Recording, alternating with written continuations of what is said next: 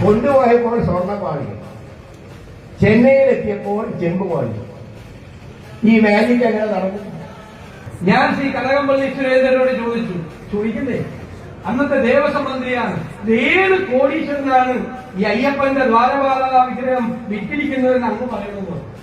പറയട്ടെ, അറിയാവുന്നവരുടെ ചോദിക്കാൻ പറ്റുള്ളൂ.